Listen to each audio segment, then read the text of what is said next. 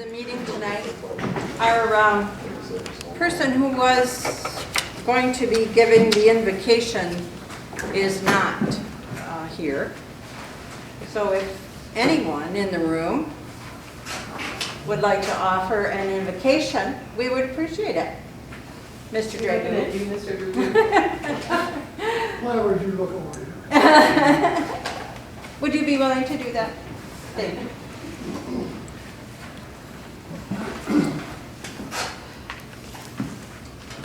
Gracious Heavenly Father, amidst all the turmoil in the world, we gather here this evening to consider issues that come before our small community, this small community, and communities around this community. We pray your blessing upon us and guide us in our discussions and our deliberations, and pray that it will be in your service. In Jesus' name, amen. Amen. Thank you very much. Thank you. As you can see, we have a really full agenda tonight. We will be going into closed session at 8 o'clock. And then we'll come out of closed session and still have 10 more things to do. So we don't want to start late. And since we have a quorum at 2 minutes before 7, I'm calling the meeting to order. Let's begin with the pledge. I pledge allegiance to the flag of the United States of America and to the republic for which it stands, one nation, under God, indivisible, with liberty and justice for all. Devin, would you do the roll call, please? Randy Coffey. Here. Mindy Galbavy. Here. Adam Grass. Larry Lambert. Here. Bob Porter. Here. Steve Wallace. Here. Mayor Sue Hammond. Here. All is accounted for except Council Member Adam Grass.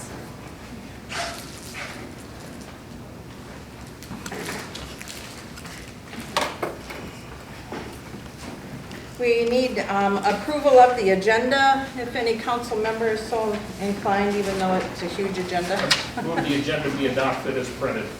Second. Moved by Larry, seconded by Mindy to approve the agenda as printed. All those in favor, please signify by saying aye.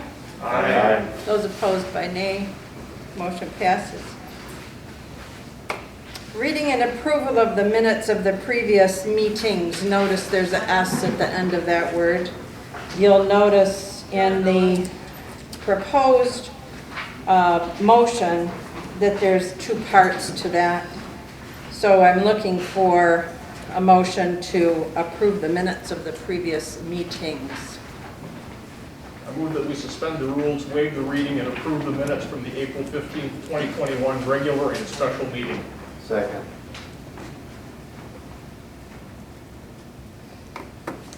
It's been moved by Larry, seconded by Bob, that we approve the April 15th regular meeting. All those in favor signify by saying aye. Aye. Those opposed, motion passes. And then the second half of that is that while the rules are suspended, we're looking for another motion. I move that we approve the April 27th and 28th special meeting minutes. Second. Moved by Larry, seconded by Mindy to approve the special meeting minutes of April 27th and 28th. All those in favor signify by aye. Aye. Those opposed, nay. Motion passes. Very good. Thank you. We're moving to our pre-approved reports and presentations. Our first one being recognizing the Perry's Pride and Put Your Best Face Forward winners for May. Mindy? Let's see, I hope that one of you is Jeff and Patricia Beldick. Yay, okay. I want to present this beautiful little plaque.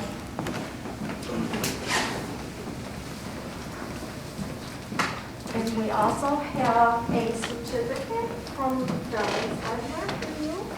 You can looking at that one and I want to, I'll take that one. I want to tell you how much I appreciate the efforts that you've made in your home and how much I enjoy that it's just very nice to look at and well taken care of, and you've worked hard on it. Thank you. We've been there 43 years. You should. All right. Thank you. Can I get a picture of you guys standing together? Are you okay with that? I'm sorry, I didn't hear you. Take a picture of you guys Sure. standing up? Oh, yeah. You want to stand up? I know, take your hand to up. Go this way if it's better. There we Well, go. we just,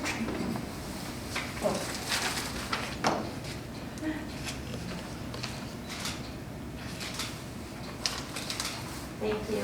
Congratulations. Your efforts are so appreciated. It's important. No, I don't. I live on Britain Road. Okay. You were in my section though.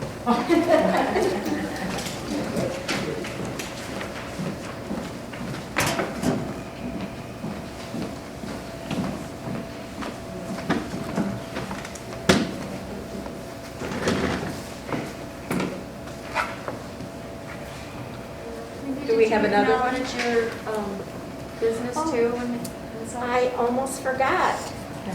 For the Put Your Best Face Forward, I chose Perry Auto Sales. The owner is Alex Poppin, down here on the corner of Britain and Main. Wonderful. Yep. And I Is he- chose it because he always has everything so nice and neat and clean and tidy, and I appreciate it because I go by it every day. Wonderful, that's great. He's not here this evening, though? We don't usually invite, we Oh, go they to don't, them okay. and get a picture, which I Okay. believe you've already done that. Yep, we went down there and had pictures, and Great. there was an article in the paper. Good. Well, thank you, Mindy, for all that. Next month, it will be a different council person, correct? It's going to be Larry. Larry, okay, all right, good, thank you very much. Now we move forward in our pre-approved presentations to the gentleman who so graciously gave us our invitation, Dave Dragoo, with Greater Langsburg Recycler. Thank you very much, Sue. And yes, my name is Dave Dragoo. I'm a member of the Greater Langsburg Recycling Group. And we are scheduled in the next 2 or 3 weeks to make a presentation very similar to what I'm going to be sharing with you this evening to all of the towns, townships, and the counties, including Shiawassee and Clinton County, letting everyone know what's been going on with us for this last year. If you have been following the Lansing State Journal recently, you will know that Michigan has made a major commitment to recycling in our state. In fact, in April 19th, they announced that they are designating $97 million in grants for recycling here in the state. And one of their first steps is to help promote recycling centers in the state to help improve our collecting of those materials. This turns out to be a great stroke of good luck for the Greater Langsburg Recyclers, because just a year ago we launched the development of a community-owned partnership in an effort to build a permanent recycling center in Langsburg that would serve the towns and the townships around Langsburg, as well as residents in both Shiawassee and Clinton counties. The centerpiece of this project is to build a permanent building in Langsburg where volunteers will assist people who come in to drop off their recyclables to make sure that they're clean and that they go in the right bins, because if you're followed this at all, you'll know that clean materials improve the recycling process significantly and improves the return on our investment. to back up just a half a step. A number of your residents here in Perry and Perry Township are familiar with the Greater Langsburg Recyclers because we see them there on a monthly basis. We've been open for 31 years. The second Monday of the month from 9 to 11. And a year ago, we lost the site where this recycling program has taken place. We're still able to meet on that street, but the city tore down the building that we were using for storing our materials and for getting in out of the weather in the wintertime. And so we had to go back to the drawing board. And in doing that, we sponsored a community forum, which brought to the table a number of new interested folks in recycling. Todd Brewer, a gentleman that was sitting next to me over here, is one of our, he and his wife are two of our new people. He's our new treasurer. His wife has played a significant role in helping us to develop a social media presence that I'll mention again in a moment. Along with the new energy that came to us, we have put together, a year ago, we wrote a grant to the state of Michigan, to the new department called Environment, Great Lakes and Energy, EAGLE. And that grant was for $110,000. $90,000 would be for the building, and we have to provide a local match of about $25,000. So we got around, as we were working on the application, a year ago about this time, we went around to a number of the towns, townships, and the 2 counties, and they made commitments to this project for about $23,000. So we raised our match before, so we could demonstrate to the state that we could do this.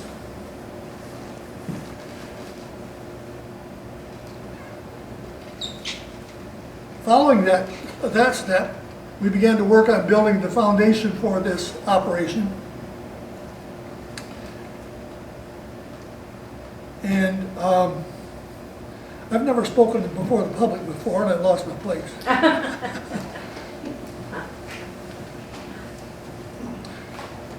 Okay, after we wrote the grant, we began to expand the foundation for the project.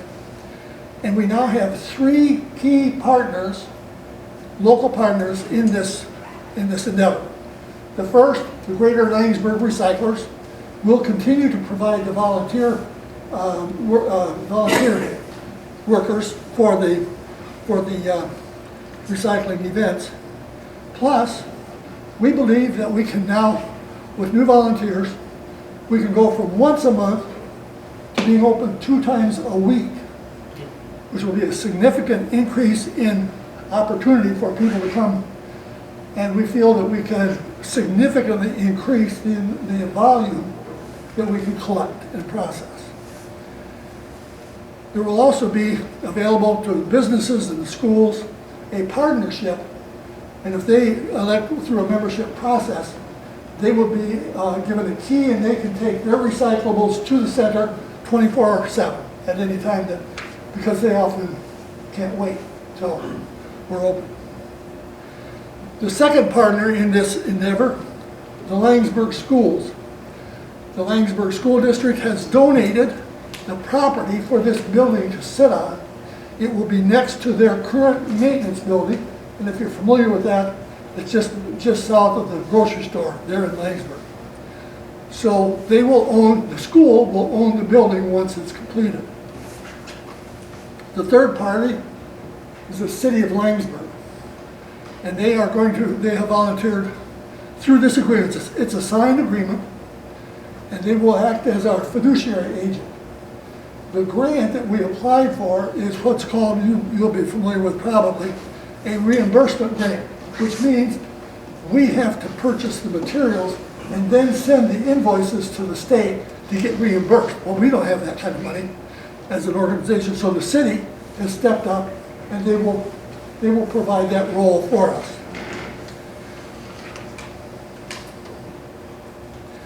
We believe that what we're working on is a model that other communities, small communities and rural areas can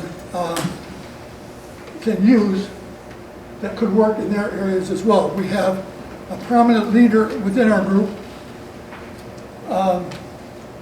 who has been doing research through the Michigan State University Center for Community and Economic Development.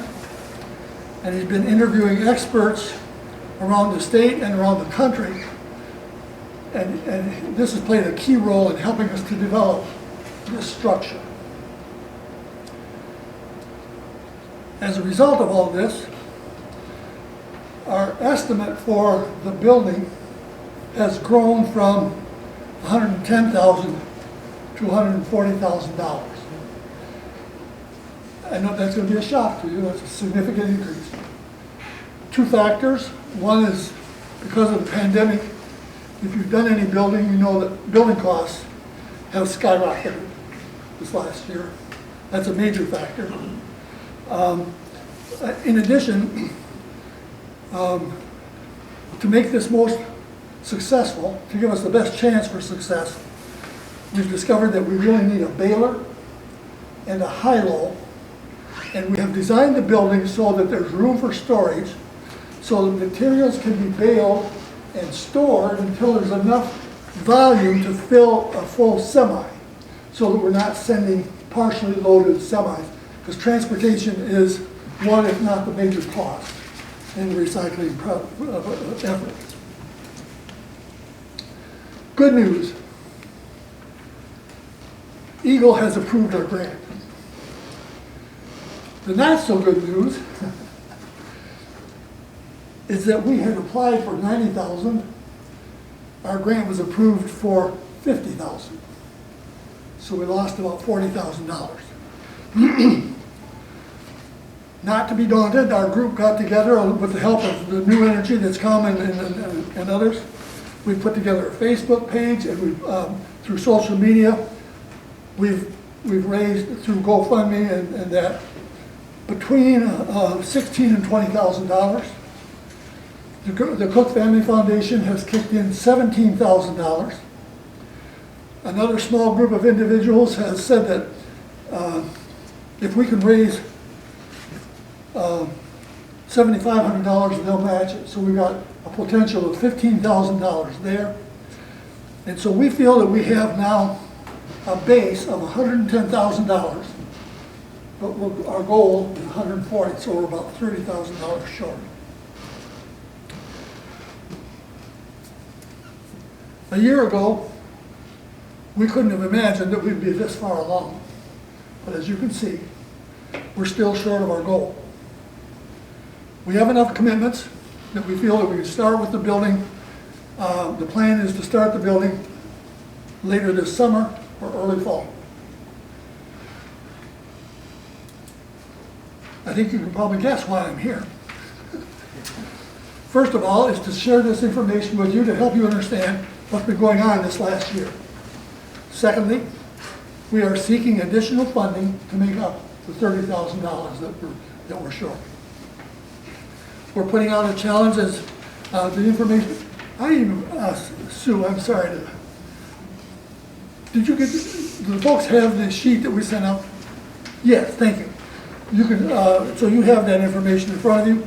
We're putting a challenge to the cities and the townships in and around Laingsburg for $2,000 to $5,000 to help us make that. Some have already contributed. We're going to them and ask them if they'll kick it up. And then we're also asking for a contribution on an annual basis for operating operating funding stream. So that's why we're here. Todd, you done anything? You did great, Dave. I paid him to say that. Yeah. Any questions? Council, do you have any questions? I've been wondering how you plan to keep things from becoming contaminated, like the problem we had here with the ferry. recycling, things kept getting contaminated. I heard a good bit about that last night at the Perry Township. They were sharing that they had that problem.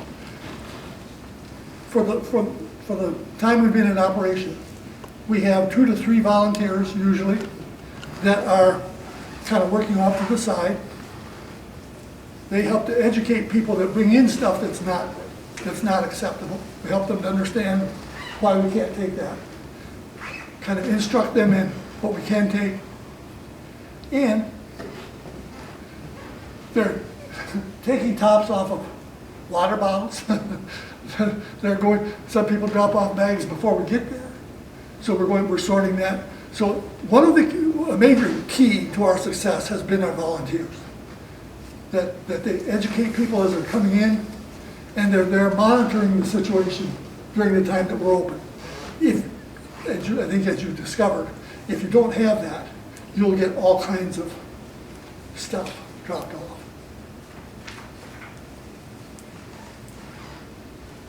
Council? Are you limited in what you take? You take all plastics, all metal, all glass? Unfortunately, if you followed this at all, recycling has been changing up and down. It's fluctuating so much that it's hard to say. We have some estimates of what we will take. Do you have that list, Todd? But it will likely change by the time we get this up and going. But go ahead. Yeah, so right now, again, markets are changing, it seems daily and monthly, but cardboard, tin, aluminum cans, #1 plastic bottles, #2 milk jugs, #2 solid colored laundry detergent bottles, mixed office paper, junk mail magazines, newspapers are what we're collecting right now. We're hoping to make hoping to be able to take more of the plastic, glass, box board, and vegetable oil in the near future. But I think it was 2018, China quit taking a lot of our stuff. So we now need to rely on local vendors. We need to be much more diligent on what we are accepting, and having that clean stream that Dave alluded to is really what makes Greater Laingsburg Recyclers that much more successful, because the vendors that we work with know that what they're getting from us is clean. Thank you. Anything else? Thank you very much for coming tonight. Council, I would suggest that we give this considerable thought as to a donation and take no action tonight, but move it to our next meeting and make a decision at that time. Thank you very much for coming. Thank you so much for giving us this opportunity. We appreciate it.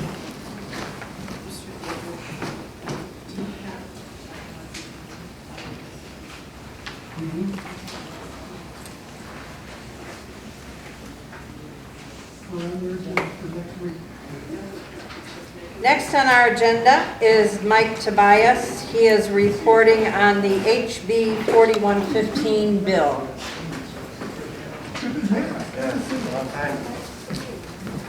Thank you for coming, Mike. Yeah, thanks. Thanks for letting me talk a few minutes about House Bill 4115.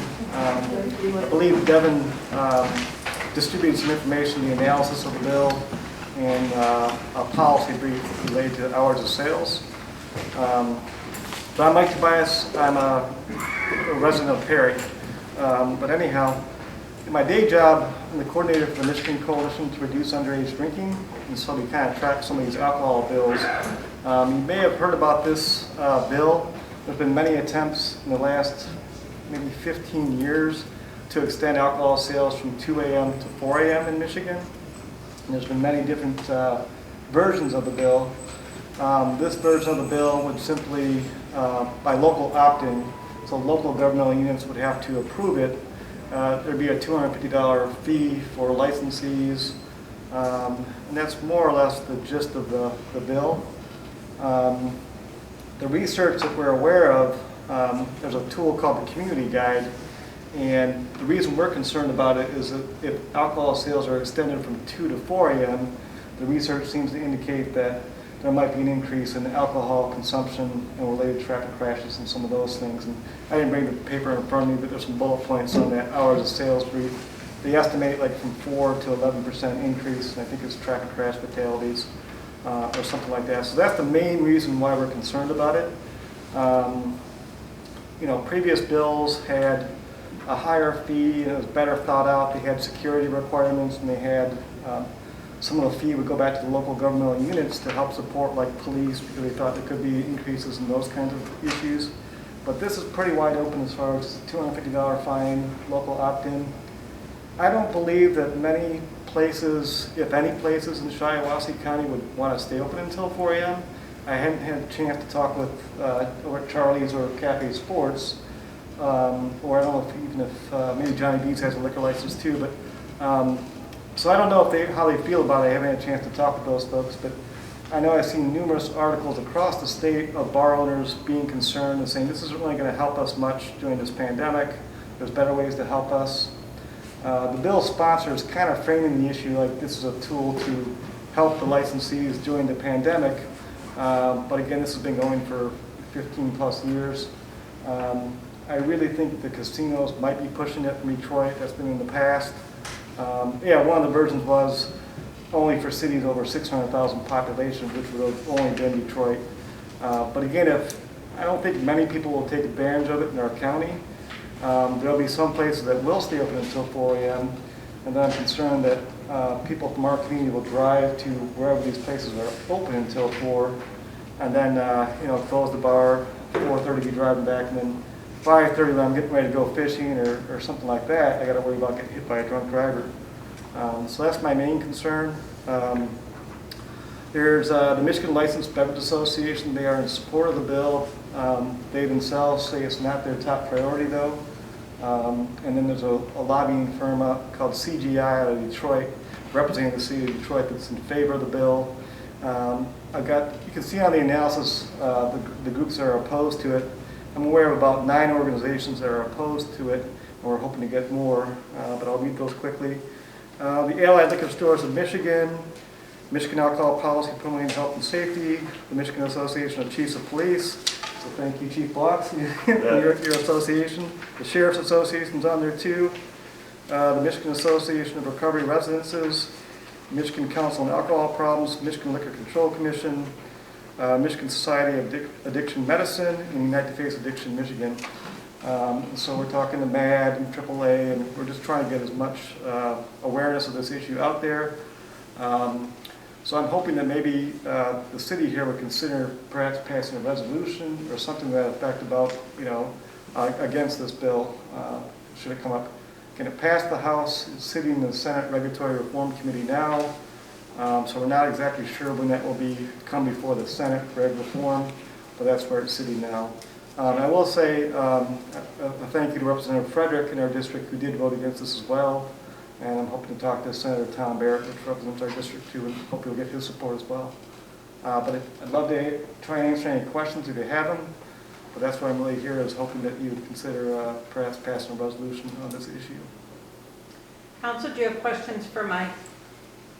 Feel free to ask those.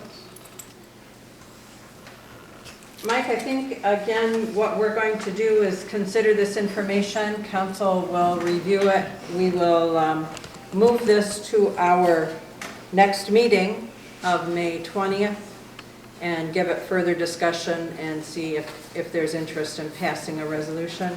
I see on the first page of this legislative information, in paragraph 3, it says, legislation has been proposed to allow local communities to decide if they want to allow alcohol sales by on-premises establishment for an additional 2 hours from 2 a.m. to 4. Has that legislation been addressed yet? Well, that's the bill that they're proposing right now. That it's But passed. to allow the local municipalities to override it? Yes, if this passes, the city of Perry would have to pass a resolution allowing it. And some lawmakers think that's some kind of a protective factor, but it's really not, because if we don't allow it, again, I don't know if anybody in Shiawassee County will want to stay open until 4 AM, but there'll be places that will, like perhaps Flint or perhaps Ann Arbor or somewhere East Lansing. And so you're going to have, I believe there's going to be inadvertently more drinking and driving as a result, maybe? Does that make sense? Am I answering your question? I don't know if I'm answering your Well, question. yeah, and I'm not sure that I know what I'm asking either, but you're asking that we would pass a resolution and then send it on to the legislator to let them know that we're opposed, or, Yes, I really want, looking for more organizations like the City of Perry okay, or whoever to go on record saying this is not good policy. Okay. We're not in favor of it. Does that make sense? yes, it does, thank you. Yep. Well, thank you for your time. That answers my question. Did any of you have any other questions for him? Thank you, Mike. Yep, thank you for your time, thank you for your service to the City of Perry. Thank you, We're Mike. gonna do it. See ya.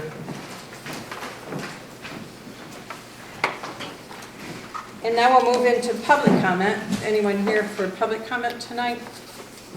Do we have anybody virtually who If is? there's anybody who does not know how to raise their hand that is on Zoom, you can unmute yourself and then do public comment. I do not believe I have anybody extra tonight, but I want to make sure. Okay. So no public comment, no virtual public comment. So we will move on to communication. Stefan, do you have any? I do not tonight. We'll move then to mayor and department head reports. I'll just give a brief report. In your packet, I believe, you have copies of the information pertaining to a rezoning petition from JT and Associates regarding 644 Madison Street. We're not going to be addressing that tonight, but I've asked for you to have the information so that you can review it and be familiar with it for our next meeting. This has been with the Planning Commission for a considerable number of months, 2 or 3. Been through a couple of iterations. Yeah, and so these folks didn't get off on the right foot to get the rezoning done really very well, and so they're really asking if we can move this along, even though they understand there are reasons for it to happen the way it happens. But the Planning Commission, and correct me if I'm wrong, Larry, because you sit on that, has reviewed it somewhat. They have agreed to go to a public hearing on May 20th, which is a special meeting. And they're going to do that at 4 in the afternoon. If it does get approved by the Planning Commission, then it will come to us in the evening on that same day. So that's why I wanted you to have the information ahead of time. And then if it is to be approved, then they can open their business. Because they've been shut down for a while. So that's my mayor report. We have department head reports. Anybody? John? Just a quick, so around town you'll probably see some pink markings on some of the streets. I'll just go over them. They're going to be reconstructed in various ways. South Madison from 3rd to 1st is going to be recapped. East Poly is going to be recapped. Horace Street is going to be a mill and fill from Madison to East. Scarlet Oaks getting mill and fill. West Orchard is a mill and fill. West First is going to be pulverized and put down a new base. And Keeney Street from Watkins to the high school parking lot, or the school parking. So, When does all that start? I have the pre-construction meeting tomorrow. I look for it in the next couple weeks. Depends on weather too, how things go there. And from my understanding, we received the grant money Great, from MDOT. So. great. Very good. Any other department head reports? I do.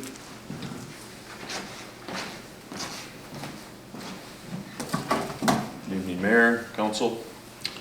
Just to reinforce Mr. Tobias's presentation, the Office of Highway Safety and Planning came out with its year-to-date statistics this week. Traffic fatalities are up 35% in the state of Michigan this year as compared to 2020.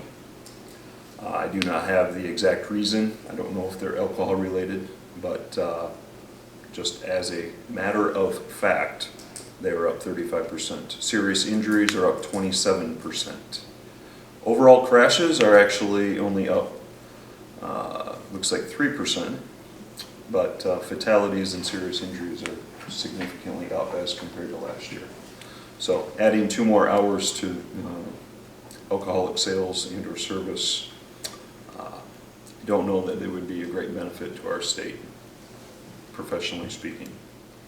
So that being said, what we have been working on, or what I have been working on, the Department of Justice Bulletproof Vest Grant did open up. I think I reported a month ago that it may not be opening up, but it did open up, and actually the mayor and I submitted the final information today, and I have printed proof or validity that we have submitted our application. So this could potentially provide up to 50% of the vest purchase that we have already plugged into next year's budget, on top of the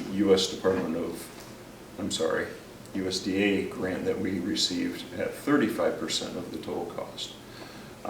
Real quick math, if we maximize both grants, we could be paying $558 for $4,000 worth of grants. So very fortunate that we can take part in both of those, and hopefully they pan out. There's no guarantee on the bulletproof vest grant from the Department of Justice, but we've done what we can. So glad about that. Shiawassee County Central Dispatch 911 Board has approved the purchase of radios a year and a half ago.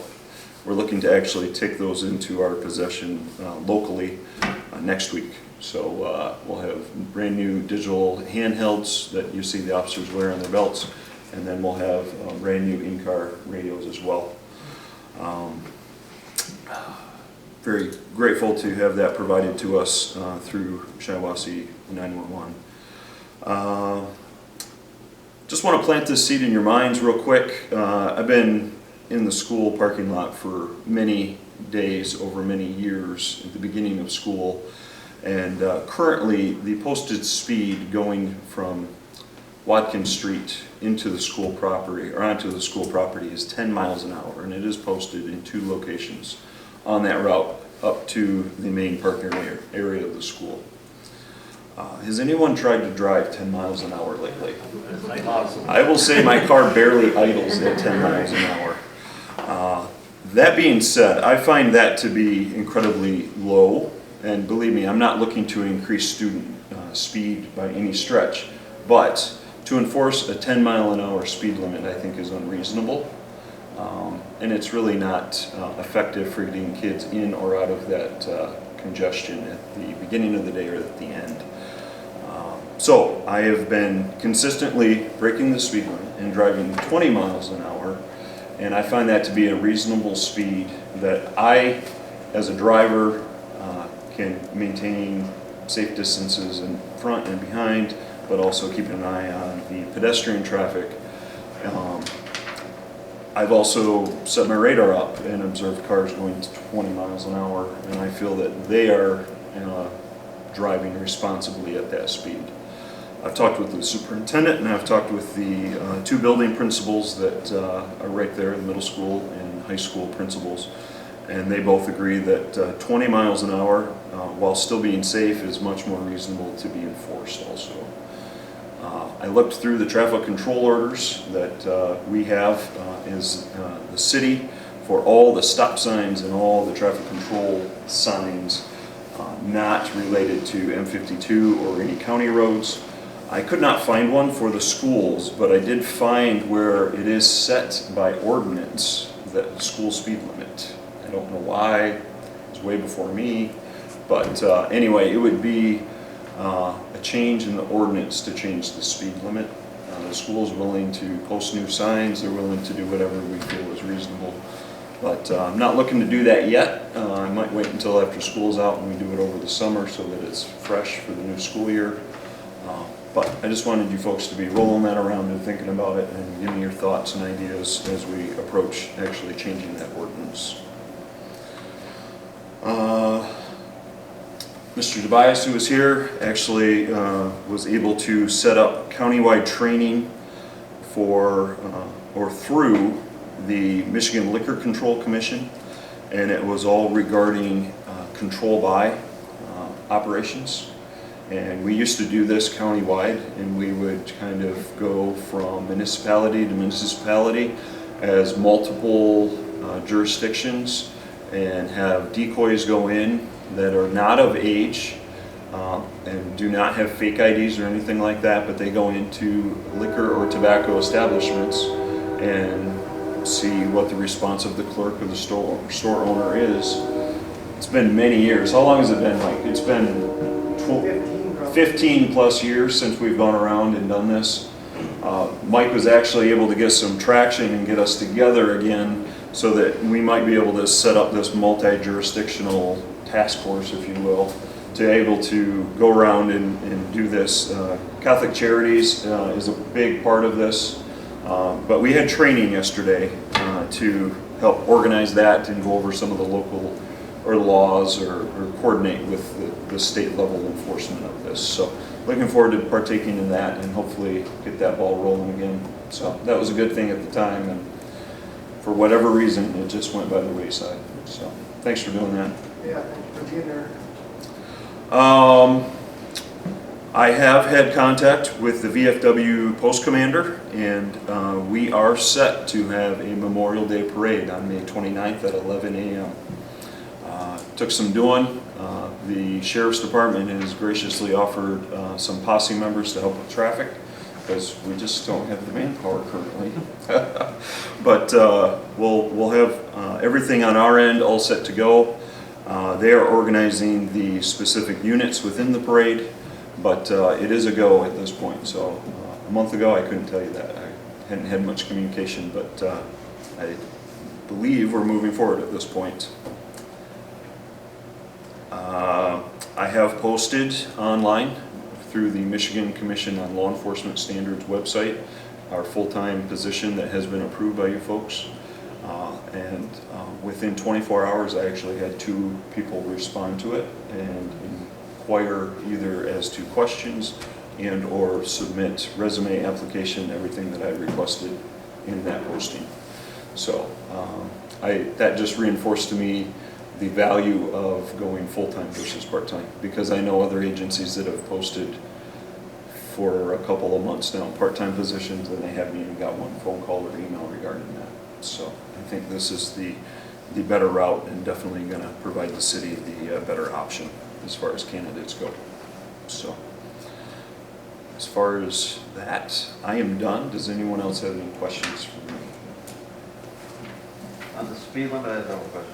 Yes. Have you noticed a big problem with it, or, I mean, I agree it's really impossible to go 10 miles an hour, but Right. sometimes out of sight, out of mind is just maybe we don't change it, just don't enforce it. Well, there are some times that I see people going 25 plus, and that would be something that I would encourage the officers to enforce. 20 is fine, but you get into 25 and you get around the curves by the ticket booth and especially into the actual parking area, and that's too fast for the one-way traffic to, and especially student drivers on top of that. Right. So this, I feel that if they're going over 20, they're fair game, and we'll make sure that the principal announces that to all the new drivers or all the current drivers at the start of next year through summer communication or whatnot. But I don't feel like 10, even if we go to 15, I don't feel like the 15 is even reasonable, especially for bus traffic and student drivers and buses commingling and merging together. I feel like 20 is, while it may seem high, it really isn't too bad, especially in front of the bus garage and around the curves and everything else. so. Okay. That's kind of my question, is are you gonna go to 15 when most people are saying, oh, I can go 5 over? Right. Or are you gonna go to 20 and then they're hitting Yeah. 25? Now, I will tell you that we'll probably not look at enforcement so much, but we will make a point of lighting them up and stopping them and letting all their friends see that they got pulled over in the parking lot. But I'm not real big into tickets in that regard, unless they really need that, you know. Second time around, you're fair game for all of it. So, I think 10 is a good starting point. Yeah.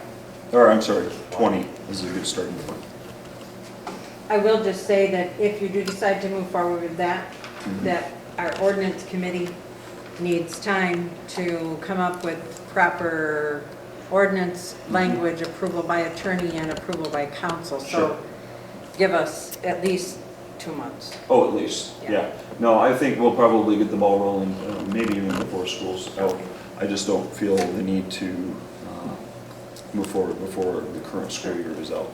But I think taking the current language we already have in the ordinance and just changing the number is probably going to be sufficient. Good. Any other questions for Todd? Board Joel, I'm sorry. Have a good night. Any other department head reports? Okay, we'll move on to committee reports. I know we have that. Okay, first off, the Business Affairs and Technology Committee, I think everyone's aware that we have issued a letter to all the business owners asking for feedback relative to the potential formation of a business association within the city, and explained that we're not pursuing a DDA. To my knowledge, we have had 3 responses thus far. The committee's going to be meeting tomorrow morning to discuss what our next steps are and probably set up a plan for some personal contact with a number of the business owners to try to broaden our feedback in that area. And we'll also be talking about any feedback that anyone has had on the bulletin board at Carl's. So if outside of here, if anybody has got any feedback, positive or negative, you can get it to myself or Randy or Mindy before tomorrow morning. I'd appreciate it. Good, thank you. Any other committee reports to come before us tonight? I'll give a report, even though I have a motion later. At the, excuse me, our monthly parks meeting, we decided to not eliminate, but we're going to table the geocache for right now because it needs more research. It's quite involved, so we need to hash some things out before we can go forward with that. Movies at the park, Langsberg does it, has done it for the last 13 or 14 years. And with my communications with her, I'm not sure we're going to pursue it anymore than maybe a little bit, just to make sure everyone's on board at the committee. One of our new members is going to look into the geocache, get the rules and stuff like that. Veterans Memorial, I have not got a chance to get back with the commander at the VFW about that repair, so I need to do that. It's on my list. And I'll let you know what happens with that. Great, thank you. Any other committee reports? Okay, we'll move ahead to presentation and approval of the bills. I move that we pay the bills as they're presented. I can't remember how to say it, what our motion is. That'll work. Sorry. I'll second that motion. Moved by Bob, seconded by Steve to approve the bills as presented. All those in favor say aye. Aye. Those opposed, nay. Motion passes. Good. We're making good time. Old business. The Finance and Ordinance Committee is going to report on their progress in zoning violation recommendations, and we'll discuss that. Okay. In your packet, you should have received a 4th draft iteration of what the committee's been working on. It has been forwarded to Justin English for attorney feedback. I don't know that we have received any feedback at this point in time, but fundamentally, we're looking at with input from the committee as well as Leland Scott, the zoning administrator. The idea of first step is education if there's a violation. Second step is a written warning. And then the third and fourth steps, third step does have some financial implications. And hopefully we never get there, but the fourth step would have some additional legal activity.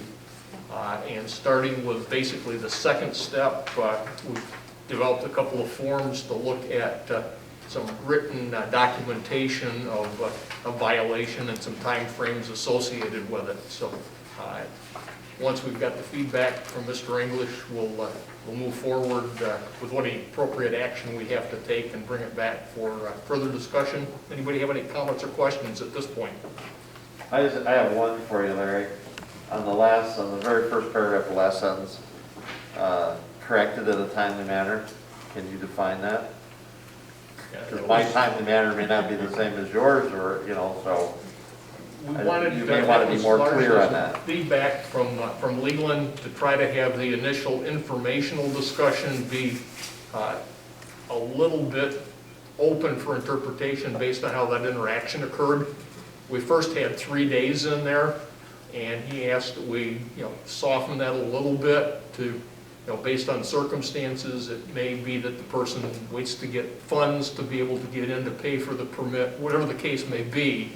If he views that they are being responsive, we elected not to put a date on that. But Okay. certainly, our time limit, certainly as we get into the written notifications, there are certainly timeframes associated with those.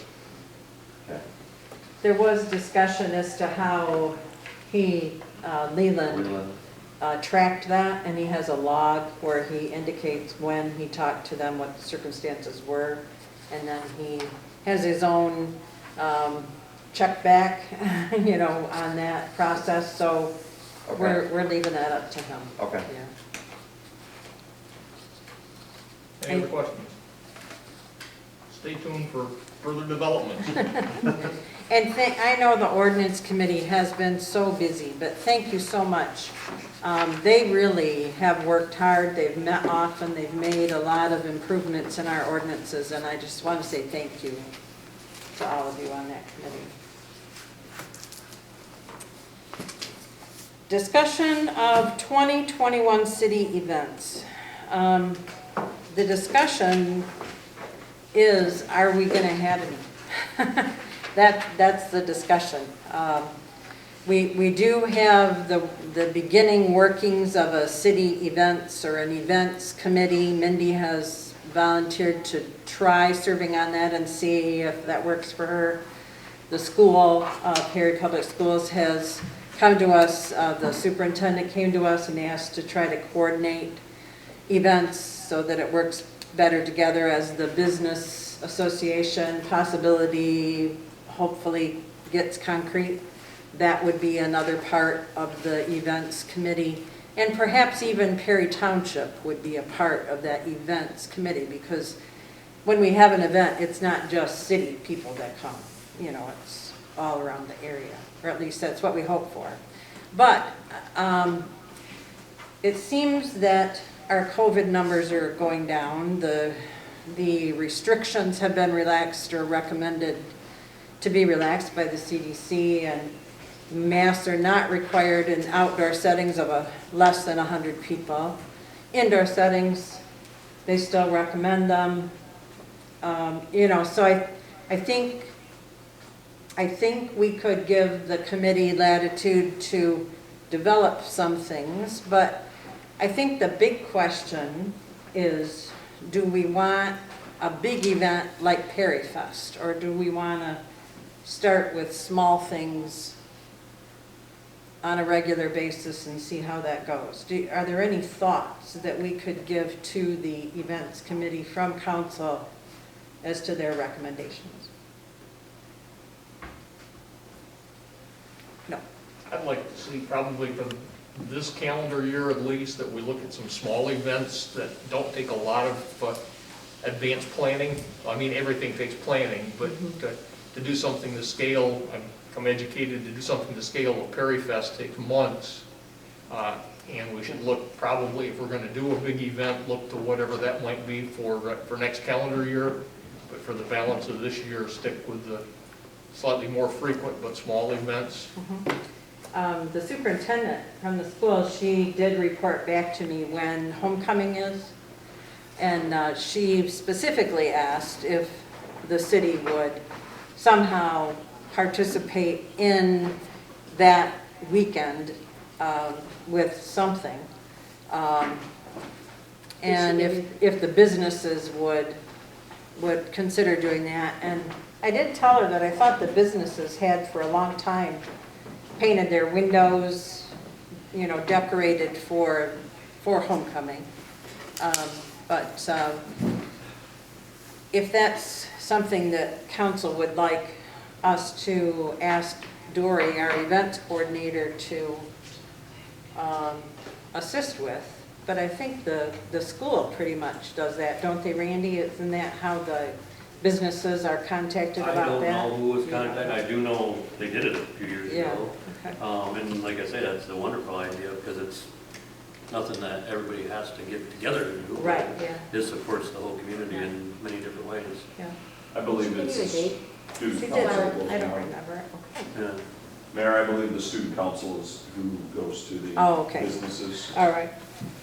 Well, that's good.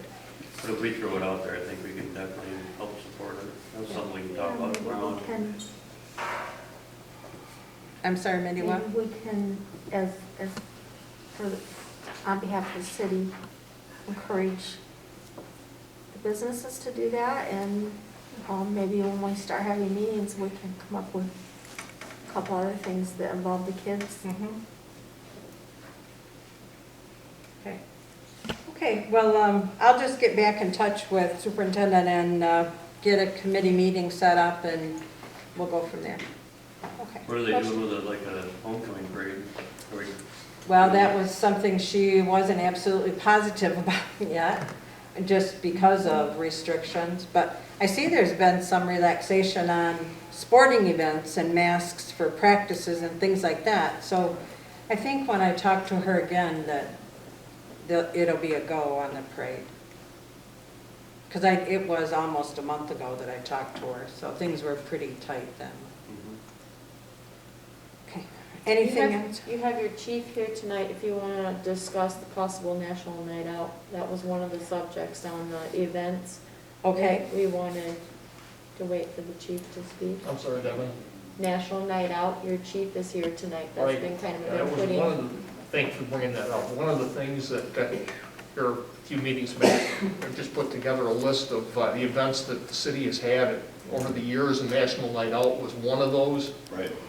And I know that's something that, you know, you've kind of taken a lead on in conjunction with. Right. Is that something that we should entertain, trying to do this year as a small but successful event? Yeah, I believe we can do that. I don't think it'll be a problem. We'll probably modify the amount of food that is served and what food is served. But aside from that, I don't see any hang up with having that outdoors. So we can have something very similar to that. Does that have to be coordinated, national being the key? Does it have to be a coordinated date with everybody else? It is by the date already. It's always the first Tuesday in August Okay. nationally. The times vary, but nationwide, it's a National Night Out is always the first Tuesday in August. Okay. All right, good. I think that's everything we needed to discuss in regard to that. Next on our old business is discussion of the opinion we did finally receive from our attorney, Justin English, regarding our questions about whether lead-based paint testing needed to be done. So you all have a copy of that communication, I think. It is very detailed. It is absolutely in attorney ease. So enjoy that reading. If you can't sleep tonight, just get that out, because that'll. But I highlighted the last paragraph. That seemed to sum it up. So I'll just read that for the benefit of people who are watching this Given the above analysis, it would be prudent to place signs warning of the possible presence of lead-based paint and the risks associated with lead-based paint. Testing the air or the walls for presence of lead-based paint is unnecessary, not necessary. While it is not necessary to test for lead-based paint or for the presence of lead in the air, the EPA does recommend that all renovations of structures that may contain lead-based paint be done using a lead-certified renovator to perform renovation, repair, and painting jobs to reduce the likelihood of contaminating the property with lead dust. When Mindy and I met with Billy Roback concerning this, he had talked with the painter who's been contracted to do the work inside.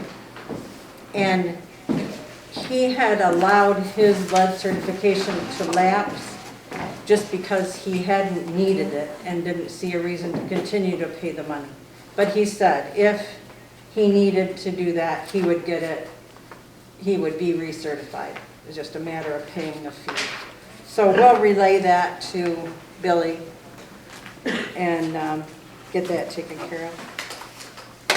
Any other questions or discussion on that?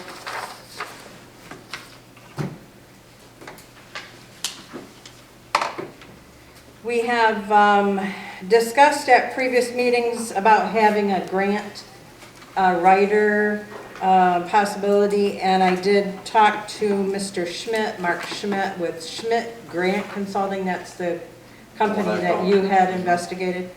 And he is now scheduled to come to our May 20th meeting. I did have some information about him, but mostly he's bringing all that information with him. And he'll give us a presentation at the May 20th meeting. Any other questions about that or discussion? Then we'll move to Bob for discussion on possible approval to fund parks. Thank you. Everyone should have received my packet that I put in. So what we're proposing as our first, I'm going to use the word baby step, into improving our parks or doing something, is you see a little map. I got a couple estimates on making it a permanent gravel base so we could do a future asphalt path. It was quite expensive. I was shocked. Even in the pandemic pricing, it was ridiculous. So, in discussion with John, he actually suggested maybe we just paint a border, basically, for the path. So that it's designated, this is the path inside the lines. So I proposed to buy the paint. John's willing to offer to paint it every 4, 5, 6 weeks, whatever it takes. And cutting that path a little shorter to help that. Also, I had in my thing some, what they call grass tufts. So they're permanent plastic. They're similar things used for surveying, so you can always see it. That way, if the paint wears out before we get it painted, you at least have a guideline. And then we also want to add on the hill, on the backside of the hill at Jubilee, a loop. So, and that's basically labor, and I'll do that and get some volunteers to help me. We'll cut in some steps into the dirt, and then put some of those tufts to mark that off as well. Minimal maintenance on that, maybe weed whack it a couple times a year. And then we propose 2 park benches, metal with the plastic encasement in red for City Perry colors. Then there is 5 or 6 here pieces of equipment for exercising. It's multi-age, so just about anybody can use it. And I'm going to do a area around each piece of equipment with the border and rubber mulch. So as safe as possibly we can make it. We'll have to replace the mulch every couple of years, depending on how many hoodlums we have throwing it around. And the equipment I thought was fairly reasonable at $4,000. So that's our first step we want to do. I know the equipment, if we ordered it today, is like 10 weeks out. So we have to put an order in and get it ordered so they can come in. And I am humbly asking council to approve the funds we want to spend, which is roughly I can't find my total, $7,300, something like that? 7654? 76, thank you. That covers the paint for the year we guesstimated for painting the stripes. Again, DPW, John's volunteered labor because they cut the grass and stuff. The little tough plastic things, the equipment, the rubber mulch, the rubber border for the mulch area, so it's as safe as possible. And then we just need, other than DPW helping install it, besides myself, some volunteer labor. Any questions? Question, Bob, has there been any research done by the committee to talk to other communities that have such a thing to just confirm that it's going to get used a significant amount? I didn't talk to any other communities about that in particular, but my research on what trends are, and that's one of them. People want paths and something to do. And this was driven a lot by our resident, George Dunn. He's been on the committee forever, and he goes there and walks every day and wants something other than walking to do. I think it'll be used from what I've researched on what the trends are and what people want to do outside. And it's like I said, it'd be multi-generational. None of these pieces of equipment have moving parts. Right. So, and they're all for outdoor. They're powder coated, so they should last quite a while. There's, on the one piece, a sit-up bench, I think, has plastic boards that are bolted on. So it's possible, there'll be some wear on that, or if somebody really tried, they could do something, but there's only so much we can do to prevent certain things. And then, but no, I did not look at other communities. I looked at all the research of what people are doing. Yeah, I have no problem with the selection of the pieces, and I don't have any real experience at it either, other than up north on Mackinac Island, the Grand Hotel put in a similar activity, and it's a different setting, I recognize, because people are there as vacationers for a day or two, but I don't believe in walking through that area, a handful of times that I ever saw anybody on any of the pieces of equipment. Right. But I recognize it's a different setting from, a local community. I think once the word is out, and certainly we can do our best to promote it in all those avenues we have available, but once the word is out, then the word will get out, because if people use it, who exercise it, they'll communicate to their friends who also do that, and I would think, especially at first. Yes. That's all right, go ahead, go ahead. I just would like to share, and I can't see Jubilee, but I'm telling you, I can sit at my desk and watch that hill.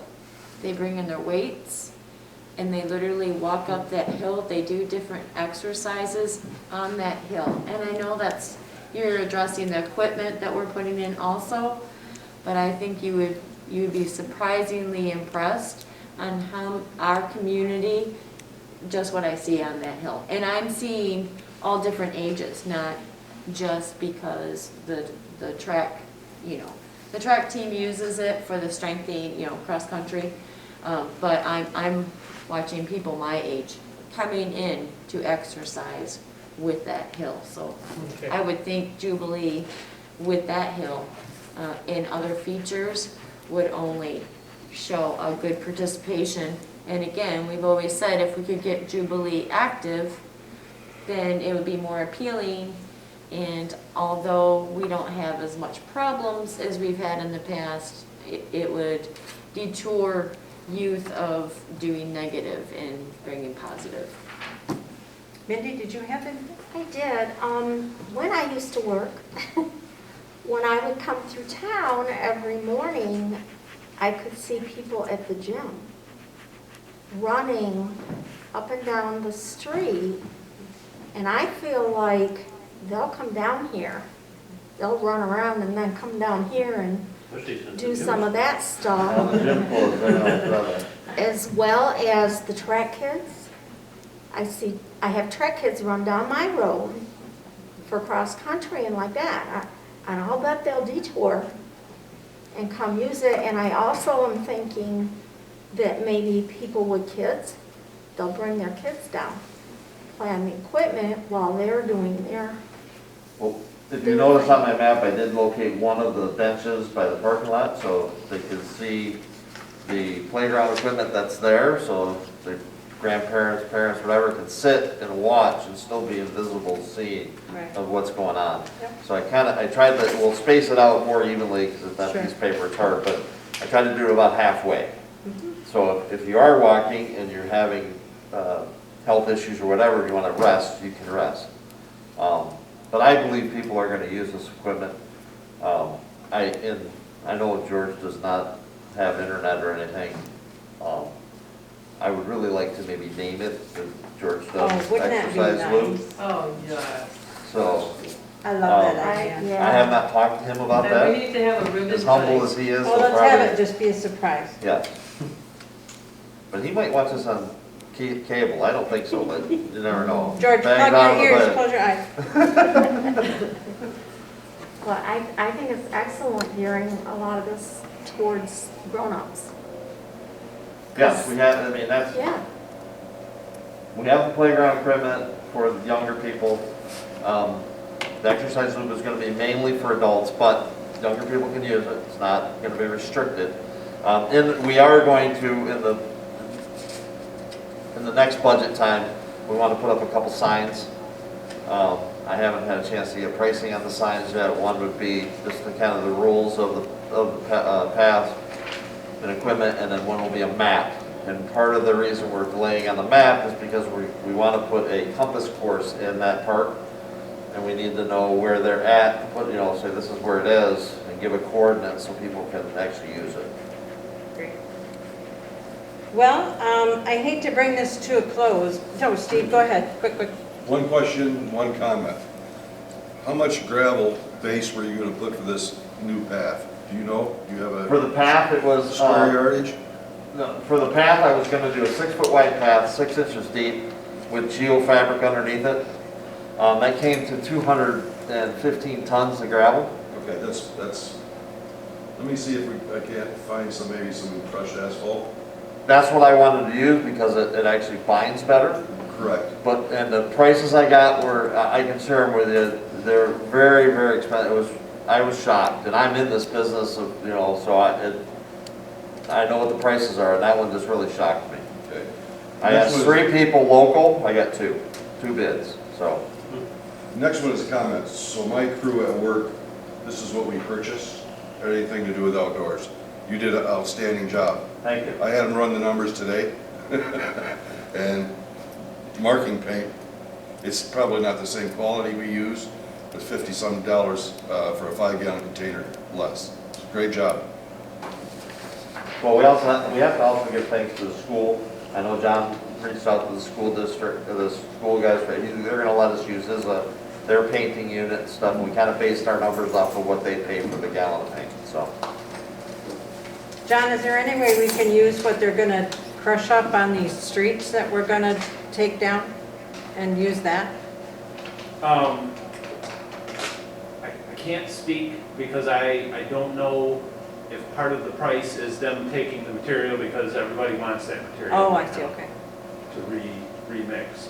So, I mean, we have a limited amount of, I usually get a few loads Okay. that we screen off, but I don't know if I can get enough.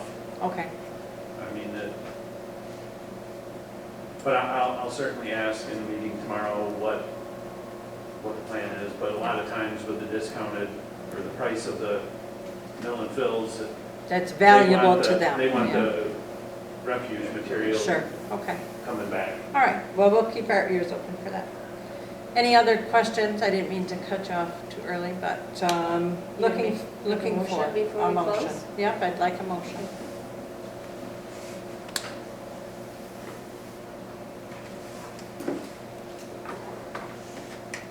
I move that council will go into closed session to discuss police. No, and not that, no, Not that no. one? This is the motion regarding Okay. approval of the fund parks. Spending money for the park. I move to approve parks and property committee's budget total of $7,654 and authorize purchase not to exceed $7,700 towards equipment and materials of 6 exercise stations and 2 benches, which will all be placed in Jubilee Park. Support. Been moved by Larry, supported by Steve. As read, we need a roll call vote on that? No. Okay, all those in favor of that motion, please signify by saying aye. Aye. Those opposed by nay. Motion passes. Thank you. Thank you, Bob. That's great. Wonderful work. I'm excited. My husband will exercise, I'll just do it. Now, we will be moving into closed session. The attorney is here to talk to us about the police union contract. So we will go into closed session now at 8:13. We first have to make a motion. Oh, we have to have a motion for I that. move that council. Okay, Steve, do you want to do that? You started it. That was a little early first time. I move the council go into a closed session to discuss police union contract. Second. Okay, moved by Steve, supported by Bob. Hold Did we- on, that's gotta be roll call. That's got to be roll call. Sorry. So Devin will take the roll call. We'll I get open my there. mouth, I gotta do it, right? Yeah, Sorry. no problem. Randy Coffey. Here? Yes, sir. Yes. Sorry, that's not here. Yes. Mindy Galvin. Yes. Larry Lambert. Yes. Bob Porter. Yes. Steve Wallace. Yes. Unanimous. Do I get to vote? Yes. You can if you want, but you don't And it'll count, I know. unfortunately. I don't mind if you do. All right. So we are now entering closed.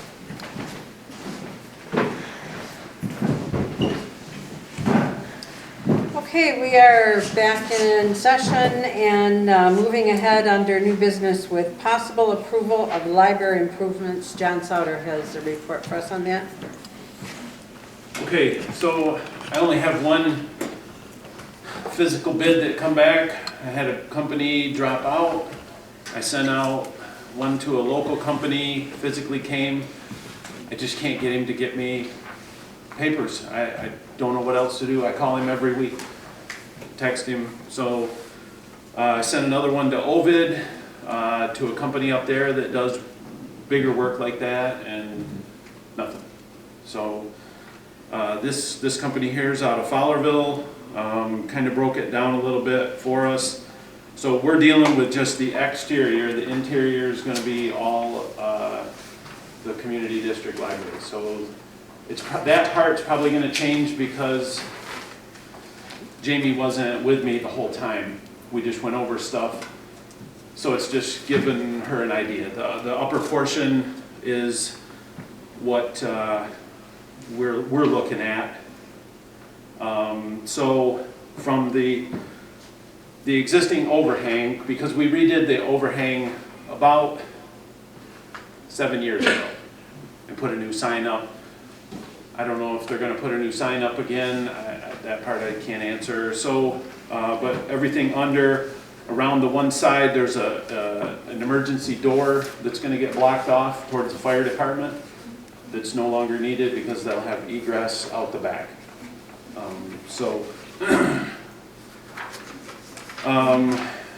You know, I guess I don't really know how we want to go about it.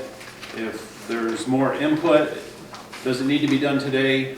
Probably not, but I know that Jamie would like to probably, or the CDL, start looking into what they can do. And it works best if we can do it all together. Do the front, move inside. So,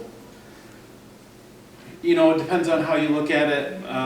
Personally, it probably lasts, I think that stuff's probably 40 years old, the existing door.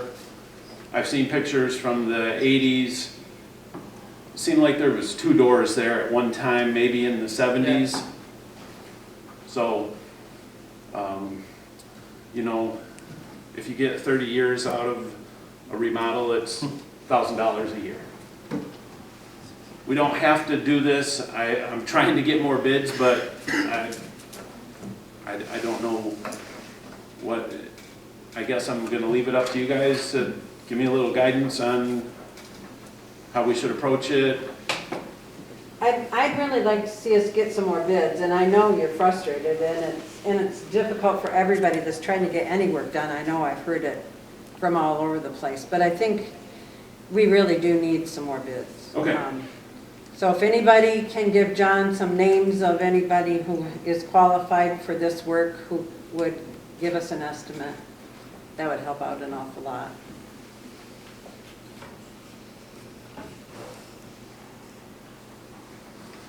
What about the people that are working down in the Queen House?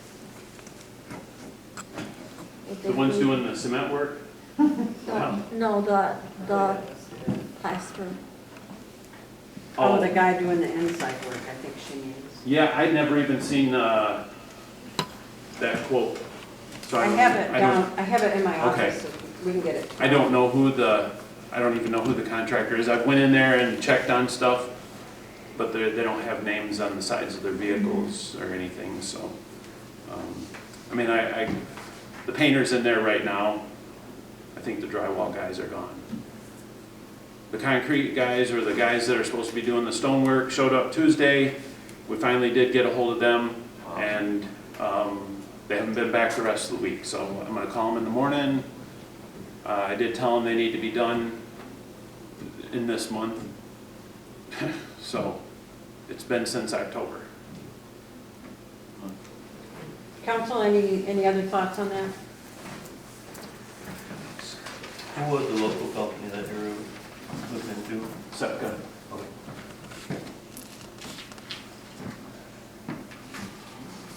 Can we just have, if we know anybody, can we just have them contact you and go from there? I got a couple ideas. All right, Is that it? that's it on that. Okay, moving on to the JED remote access. Okay, so DJE is the company that did all of the control engineering for the water treatment plant, the iron removal. And so from time to time, I have them do work, but they end up showing up here. It takes, they gotta come from Toledo. I don't really wanna look into another company at this point in time to get involved in stuff that we already have a relationship with. So what this here does is will allow them from Toledo is they can patch in and troubleshoot stuff. I'm just nervous that as stuff gets to be about 10 years old, there's controls and things like that that they can fix remotely. This is something that they do for a lot of municipalities. As far as cybersecurity goes, it would just be like short periods of time they would log in and we would log off. It wouldn't be a constant connection open. So because there was a treatment plant in Florida that I don't know what operators caught it, but so that's a concern with everybody. There's not a ton of things that they can do, but they can mess up the system with ours. We're smaller, but. So I'm looking for council to approve them to come in and put in the remote access equipment. We have data on a tablet already. So that I already have the hotspot that we use for water meter reading. So it would just be so that they could access, they would show up here one more time, do their work, and for $3,520, they've reduced it by about $2,000 due to technology in the last year since I had it quoted the first time. So. What do they charge us to come? So if they come up here for a service call, what do they charge us? I think the last one was around $1,800. How many times have you had them in a year? Twice. Paid for it. I mean, the one time that they physically needed to be here, but they can do health checks and a lot of things remotely before, so that they know what to bring and then they can patch in, figure it out, bring the parts with them instead of coming up here and then we have like a week. Right. There's different things that happen You know, We're not limited to 10 a year or anything like that. If we have a problem, they're just gonna fix it. I mean, if they can remotely. yeah, we'll have to pay them the hourly rates for their technician, Okay. you know, after this is installed, you know, but it won't be 3 hours of drive time or 2.5 up here and 2.5 back. I think they do full hours. Right. So, John, you mentioned what happened in Florida with where a hacker got in and tried to put fluoride in water. Will they have that access to that control or not? will DJ, this Correct. company here, DJ, yeah. while the connection is open, there, I mean, that's the whole thing, is it'll be as safe as it can be, you know, but that's why we're doing it this way. We don't have ours is a closed system right now. So it works on the Ethernet and you can't get in and change anything. It's encrypted. So when it's open, that would be our only risk time, when there's an open connection. I'm not, you know, 100% computer savvy, but they don't want anything to happen as our customer or, you know, as them, so whatever. I'm sorry, Dan, would you control when or know when the connection is open? Absolutely, I would be the one to go out and start the hotspot for them, and we would coordinate together, so someone. You have to give would be them there. access to. Yes. You give them Yeah. access and 2 hours later, they've got everything they need and you close Yes. the window, if you will, until the next Yep. time. So that, Alex, he's the one that has talked to me about this and thinks it would be a better option for us, rather than having an open PO existing with them all the time. We would just be a client of theirs. There's not like an annual fee if we don't use it for 2 years, but we have that availability that they can patch in and try to fix something. That's what this ends up doing. Other questions? And I have money in the budget, in the water for this. If we have no other questions, is council interested in making this motion to approve? I move that we authorize the payment to Dynetreka, I probably didn't say that right, Jacobs Engineering Incorporated for the amount not to exceed $3,520 for the remote access VPN hardware and setup of service to water treatment plant. Second. Been moved by Bob, seconded by Larry, as read. All those in favor signify by saying aye. Aye. Those opposed by nay. Motion passes. Is there an annual maintenance fee for that, John? No? Not that I've been aware of, so it should be. That's just a thought for Yeah, future yeah. budgets. Yep, this just gives us the availability with any company, though it's not just specific to DJE. It would be set up, I would just have to give authorization for someone to come in through their, So this doesn't lock us into J? no, it's not proprietary to them. Oh, good. That's good to know. John has the next item under new business, possible approval for crack sealers. So this is for a pallet of crack sealer. We've done some of the streets, it does parking lots, so we did some in various places all over town. What this does is puts a little more control. I've tried to rent a machine. This company, I can rent the melter and use our sealer that goes over the cracks, but I just want to get another pallet on hand to work into the, when we get spare time, we go and we crack seal stuff. Rather than taking 3-4 guys an entire week, I just do it whenever we get time. We went through a pallet last year. I think I got a couple boxes left, but this price, I got it. I think I paid like 98 cents last year. This time I got it for 72. So I'm trying to save a few bucks here, and I think it works out. I'm gonna do the streets, you know, as they crack. If I get caught up on them, then It'll preserve them, keep the water from going in and breaking them up further.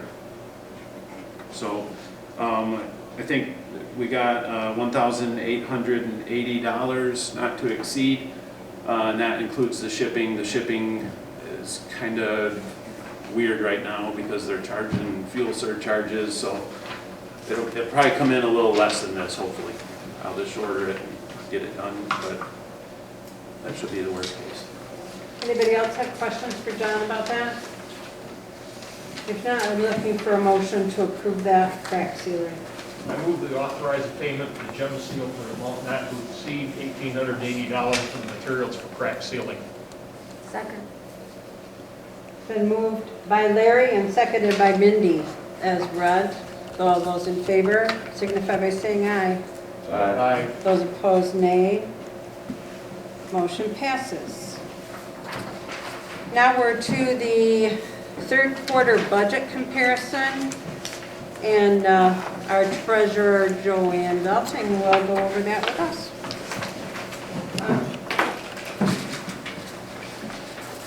This is set up just like it has always been.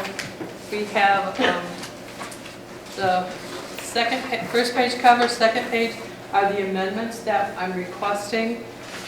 There's only two, and they're both in general. The first one, and the pages are correct. It's on page 6 and one's on page 7. The first one is 101-400-000-829-001. This is the Economic Growth Partnership. We approved to a $500 contribution to the economic development, and this is the budget amendment to amend that line item. It had a zero balance, and now it has $500. And that's located on page 6. And on the next one is 101-690-000-920-000. And this is on page 7. It's for utilities. The adjustment, a $500 adjustment, that's going to be funded by surplus revenues. They both are, which means the new budget total is going to be $2,000. This 669 is recreation and parks. And it only has 3 items in there in the department. And so there's, if in like the police department, and I'm not picking on you, but if some line items are over and some are under, as long as his whole budget is under budget, we're good. I can, that's acceptable. But because of this parks fund not having very many line items, there was nothing that would cover this. So when that department showed up in the audit, it would show up as a negative. And so that's why we needed this adjustment. So other than that, that's all I have. I'm asking for $1,000 additional budget amendments. Everything looks good. It's coming in less than 75%.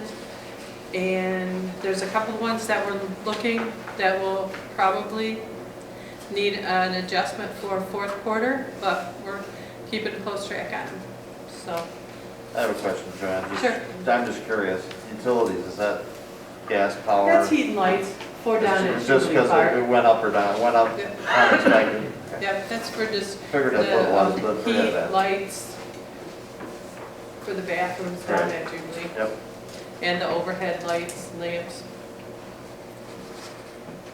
Anybody else have questions for Joanne? Looking for a motion to approve the third quarter budget comparison. I move that we approve the third quarter budget comparison and amendments as presented by the treasurer. Been moved by Steve, seconded by Bob, as read. All those in favor of that motion, please signify by saying aye. Aye. Aye. Those opposed by nay. Motion passes. Thank you, Joanne. You're welcome. Our next agenda item is also regarding budget, but it's regarding the proposed 2021 budget and the millage rate. The millage rate may be new to people, so I've just typed this up so I don't read it wrong, because I don't want to read it wrong, so I'll read it.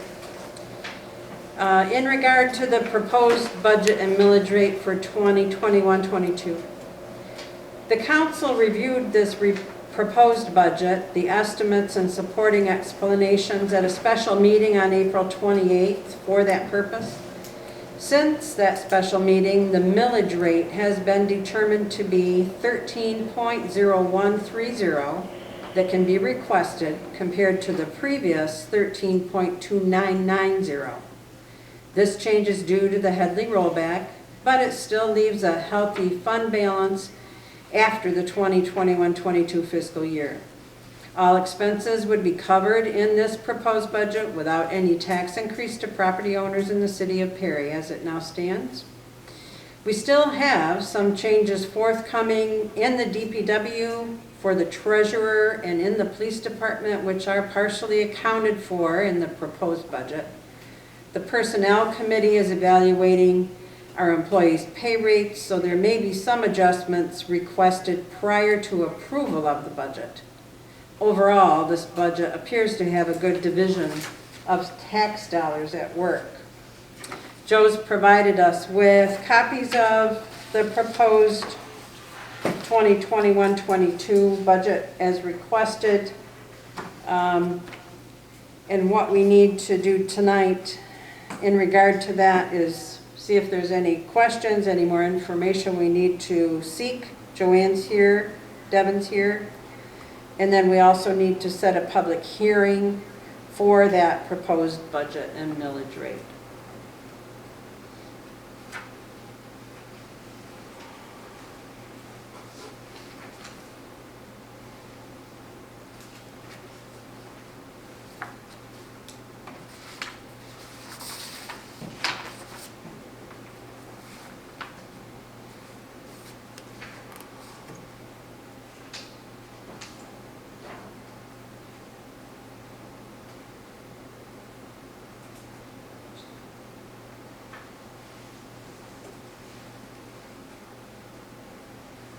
So if I understand this right, if they make a motion to set the public hearing for the proposed budget, there can be made changes to it before the final one is approved, correct?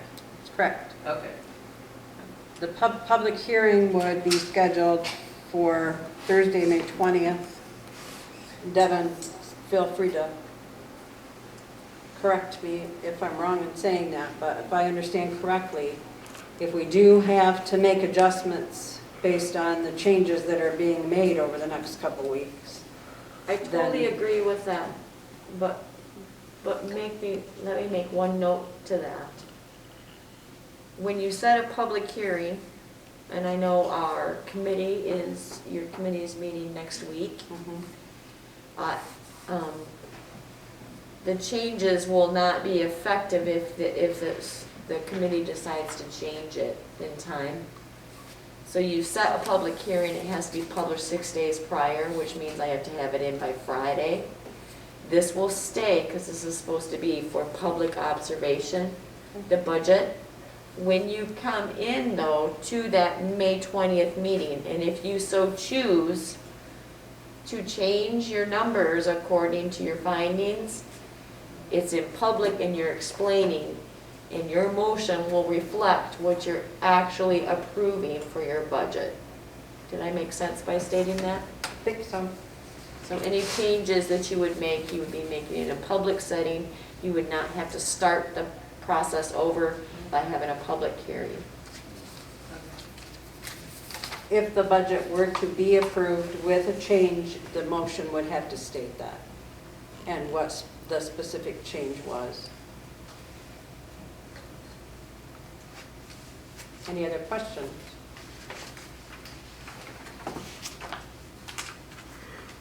Any questions for Joe, for Devin?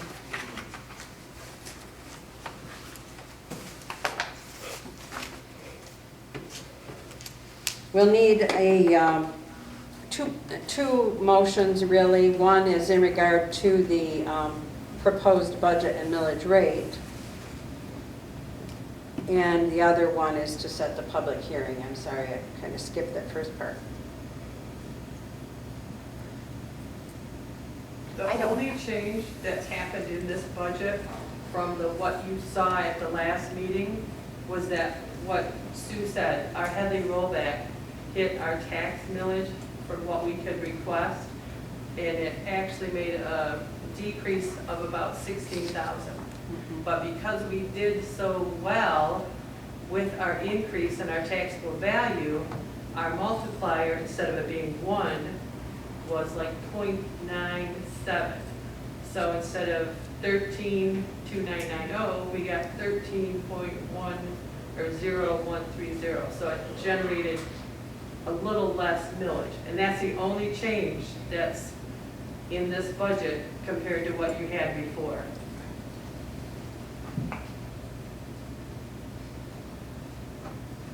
Mayor, there's no motion necessary for the millage. You're just stating that that's the millage rate that was calculated for this budget. It'll Okay. be approved Okay. along with your budget. Devon's just corrected me that there's not a motion needed in regard to the proposed budget and millage rate, just being stated that the proposed budget is based on the 13.0130 mils. So again, when you're done reviewing, asking questions, then we can move to the motion to set the public hearing.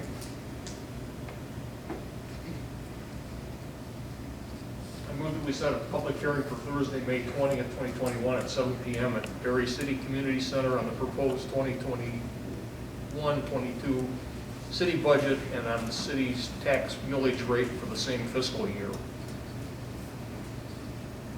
Does We have a everybody second? agree with the 7 p.m.? That means when you First start. gavel what I'm in, gonna say. that's what you'll do. I will second if you'll amend that to 7:30. Instead of 7 o'clock. I'll amend it to 7:30. Okay. So the public hearing will be set for 7:30. The meeting will start 7 o'clock. at the typical time. And actually, it's a 6:30 meeting because we have the town hall. The actual meeting, council meeting starts at 7, the public Correct. hearing. Yep.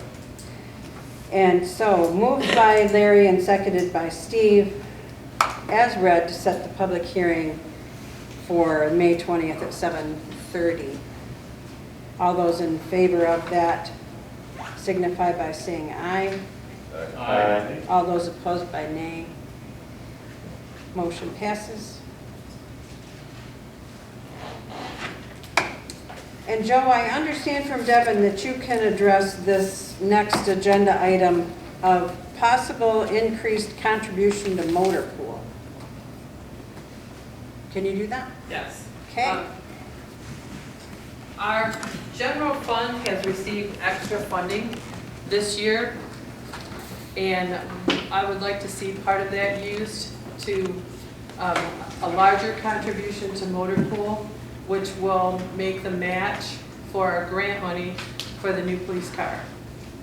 So that just moves general fund money into the motor pool fund, so that when the car comes in and we get the grant for it, we'll have the money for the rest of it. Because it's not like a car lease where you can make a payment, make a payment, make a payment. This all has to be done up front.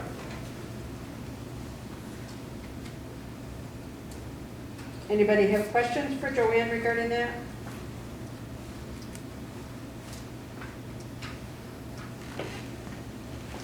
Anybody ready to make a motion to support that? I move that we authorize additional contributions to motor pool for an amount of $37,034.08. Second. Moved by Mindy, seconded by Bob, that we authorize additional contributions to motor pool for an amount of $37,034.08. All those in favor of that motion, please signify by saying aye. Aye. Those opposed by nay. Motion passes. Our next agenda item is regarding approval or possible approval to support the Perry's Pride program. Who here is going to talk about that? Devin? we've done this. It was originally approved for a 6-year run on the Perry's Pride program. And Mindy, actually, you've already done the map, you've already proceeded with it. The only addition to it that I wanted to add to it, because we've already done 6 years, is do you want to continue to do 6 years, recognize residents of their excellence, and along that line, there's no more room on the plaque. So we would need to order 2 more plaques and engraving for an amount of $504, and I put 6 years. The dollar amount for the plaques and the engraving coincide with that. I just kind of follow what we have and just supporting it another 6 years. And if you'd like this to go to another meeting, that is fine, but that's what this is about, is that we found this is ran its course according to the first 6 years. Any discussion on that? Questions for Devin? Has the feedback been great over the last 6 years? I think the residents love being recognized for just being good residents. Council, well, Mindy, Mindy, it's just you. Can you tell them what it feels like? Everybody else, I don't think anybody else has been through it yet. Oh, you guys haven't yet. You're all newbies. Oh. So what is your opinion? What do you? I think they're tickled when they are recognized. Oh, yeah. And each month is a resident and a business? Yes, we do a resident and a business. Now, the businesses, we don't do a plaque, but it is always, from the time it was created, they get recognition from mayor or now it's just council. We go out and take their picture, and then we make sure that they get in the paper. So they are getting personally recognized by a council member, and the council can pick any business that they feel that meets the guidelines that has been set, and they get some free promo of just making the city look good. And each council member does have their own month, so don't forget when it's your turn.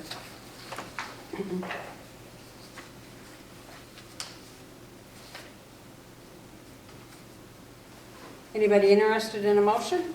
I move that we support and extend the May through October Ross Deleuze Pride, Perry's Pride program another 6 years. That recognizes residents' excellence for maintaining their home and yards by using guidelines and authorized payment of a plaque and engraving for amount not to exceed $504. Second by Randy. It's been moved by Larry, seconded by Randy for support of the Perry's Pride program as read. All those in favor signify by saying aye. Aye. Those opposed by nay. Motion passes. Very good.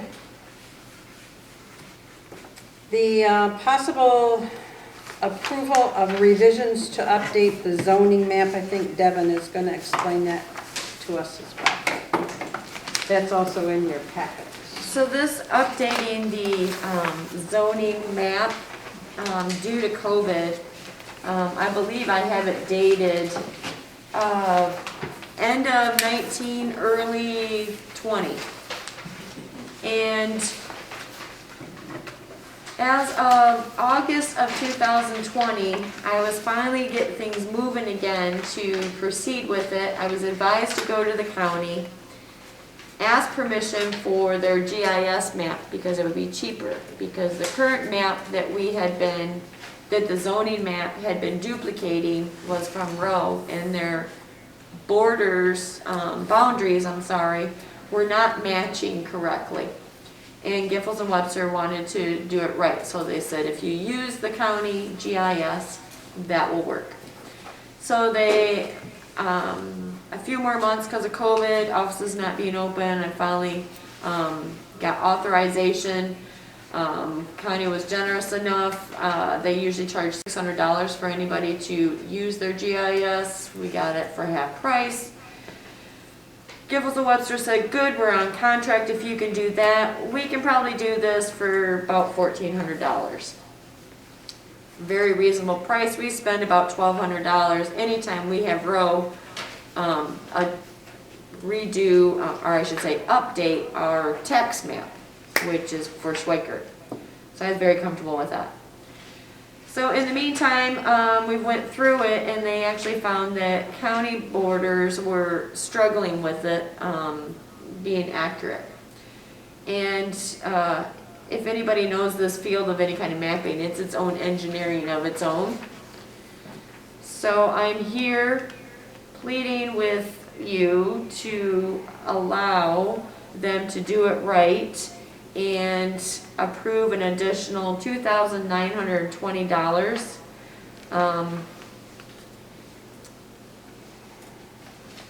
And I've given you examples of what they've done so far. We've had rezonings and, that have went in there, and I've had anywhere from requested from them to fix splits, and this is why they needed the GIS. I guess that's why you should understand why I was doing that. There was splits that were excluded, there were combined, there's some I property that wasn't defining the actual true borderlines. So Giffords and Webster was literally using the property descriptions to detail it to be as precise as possible. I will note that with all of the work that they did, and the mayor can help me because I have been keeping her informed of this situation, that Giffords and Webster has asked the county to consider reimbursing us on some of this. We have not gotten an answer from them. I appreciate Giffords and Webster. That was the one thing the mayor asked me to reach out with them and to do that. Because due to what the work they had to do to make the county map work, we're paying more because we hired them. So hopefully we will hear from the county and they'll appreciate their updates that they have received through this situation. But at this time, I'm asking you to consider to get our maps home soon.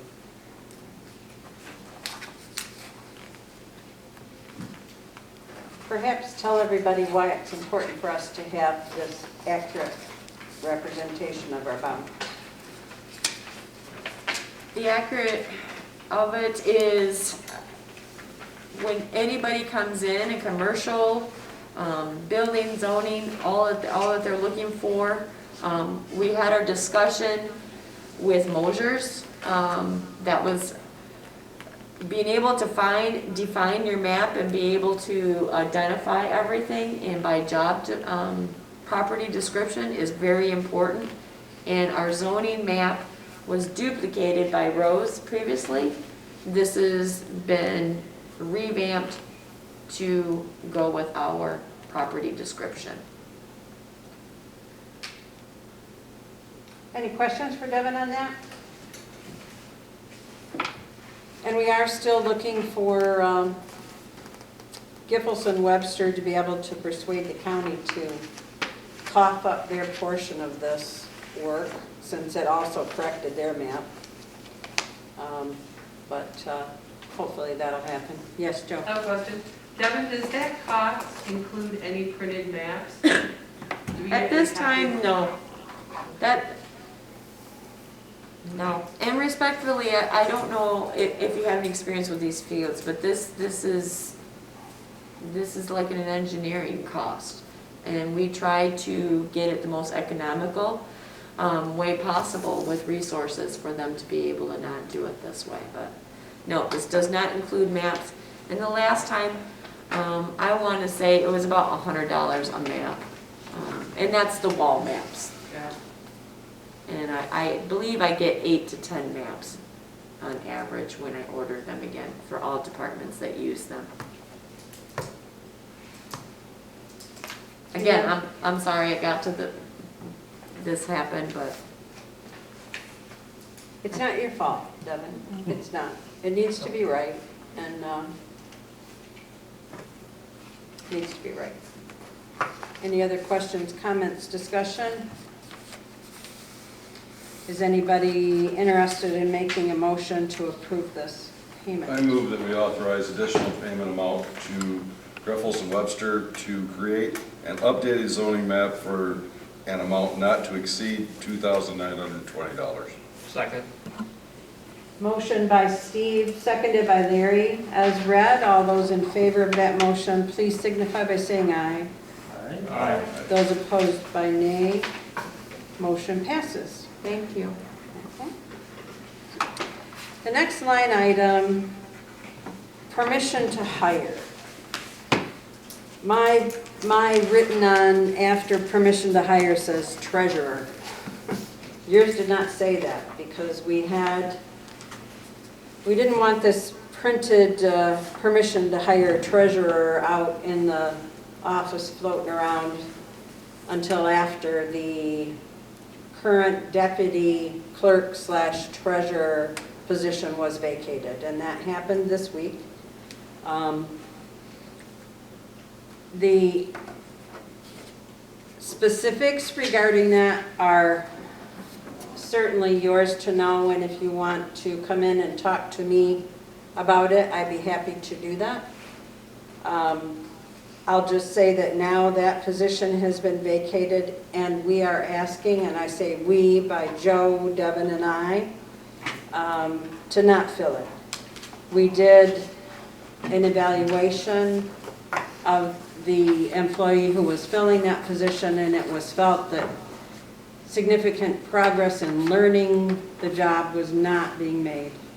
And as you all know, Joe's going to be retiring the 1st of February. We need somebody in that position to be able to take that over then. We didn't feel that that was happening, so according to the employee agreement that that employee had signed, we have relieved her of her position. So we are asking to eliminate the deputy clerk / treasurer that we created last December or January, and now get permission to fill the treasurer position. I'd be happy to discuss, or you can address your questions to Joe or to Devin, anything but the details of the termination.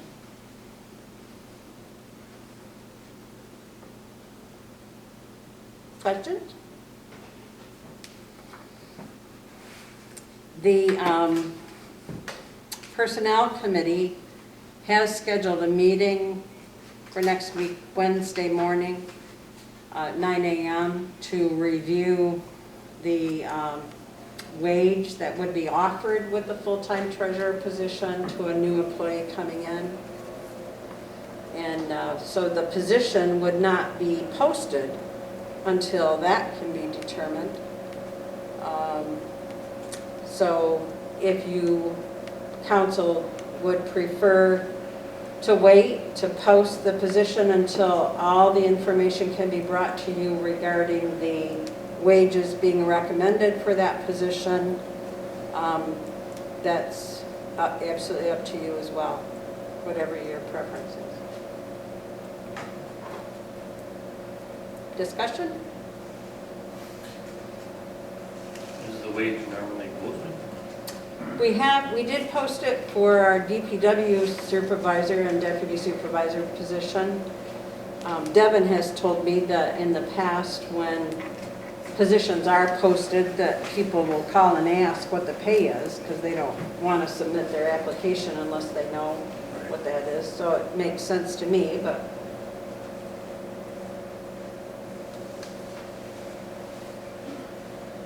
any comments?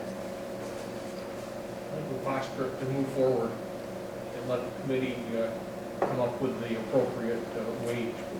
I don't know, from my perspective, the council needs to wait to know exactly what that dollar figure will be. Steve, what are your thoughts on that? You've been through this kind of stuff before. I think everybody's handled it the right way. I think the Personnel Committee should make a recommendation before we approve the mayor to hire someone. So shall we have no action taken on this at this time and move it to the next meeting, which is May 20th. Hoping to have that information by then. I think we would be able to entertain the motion to abolish the part-time Okay, one at this meeting. we can certainly do that, if somebody's willing to make that motion. I'll make that motion. I move that we abolish the part-time deputy clerk treasurer position according to the city charter, section 5.16, effective immediately. Second. Been moved by Steve and seconded by Larry, as read. All those in favor of that motion, please signify by saying aye. Aye. All those opposed by nay. Motion passes.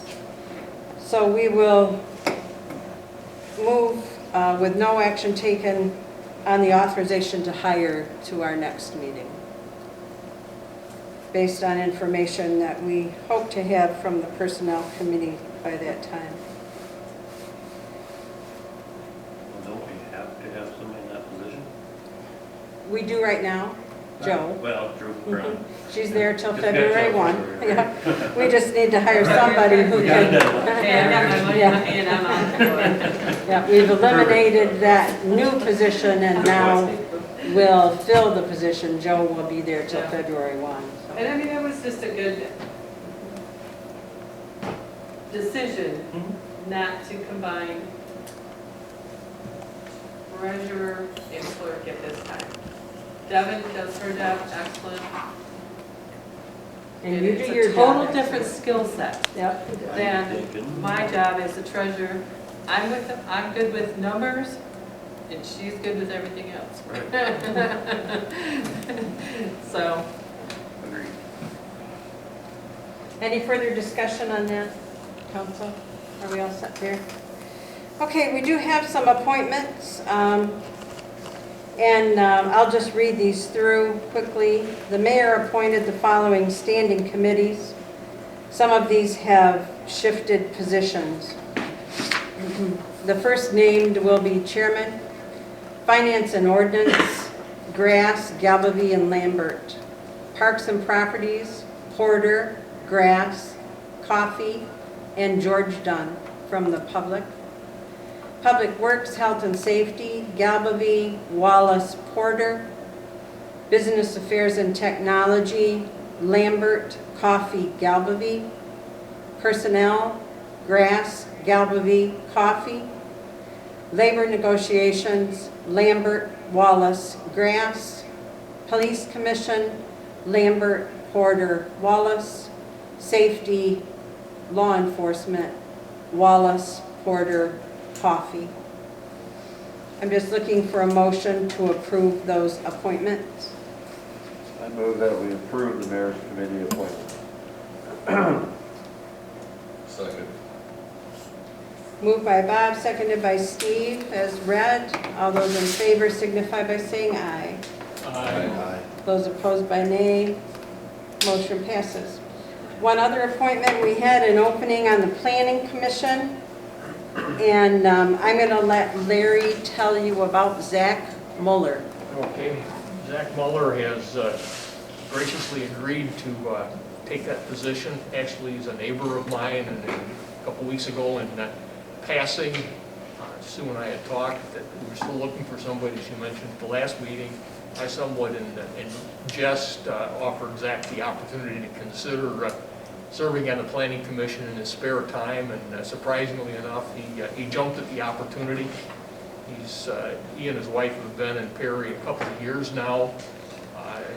They're both young professionals. He has some educational background in city development and planning, and is eager to jump in and offer his services to the Planning Commission. He actually went to the Planning Commission meeting Monday night to get to meet everybody and, engage in discussion. Obviously, it wasn't approved, so he couldn't vote at that point in time, but he's excited about it. I talked to him on the phone today, and he had a great time at that meeting Monday night. So he likes this stuff, so that's great. So we're just looking to entertain a motion approving the appointment. I move that we approve the mayor's appointment of Zach Mueller, Planning Commission, for a term to expire January of 2024. Second. been moved by Larry and seconded by Mindy to approve the appointment of Zach Muller to the Planning Commission as read. All those in favor signify by saying aye. Aye. And those opposed, nay. Motion passes. Do we have any other business that may come before council at this time? Does council have any discussions or observations they would like to make? I'm not gonna be here for the next meeting on the 20th. Okay. Mindy tells us she'll be absent next time. Thank you for letting us Unless it know. rains. Okay. If it rains, my granddaughter's graduation is canceled. Oh, okay, outdoors. huh? It's outdoors.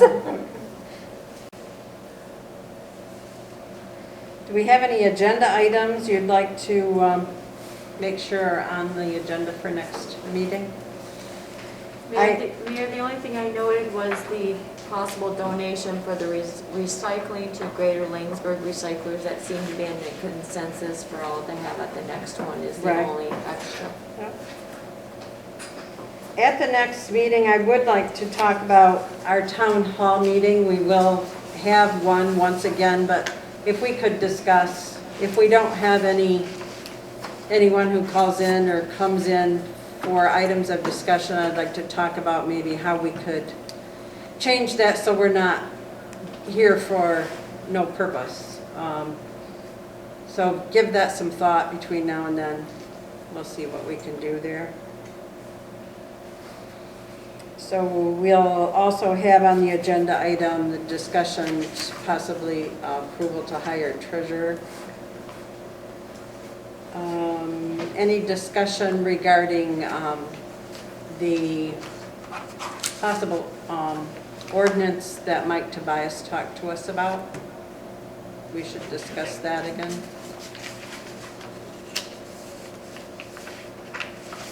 So do you want a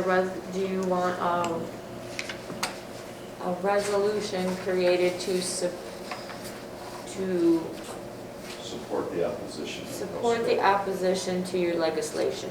Because you're not as, so it'd be sent probably, we could get with Tobias who he thought we should send the letters to.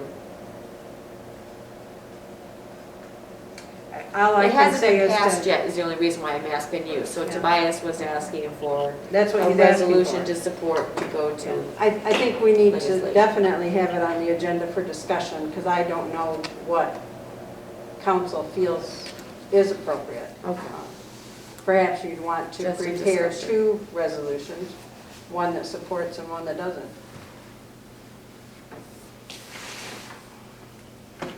Anything else? I like discussion now. Yeah, okay. Too bad. I don't want 2 resolutions. Okay, then we'll just have 1 resolution, and if we don't want to pass it, we just won't have a resolution. How about that? That's right.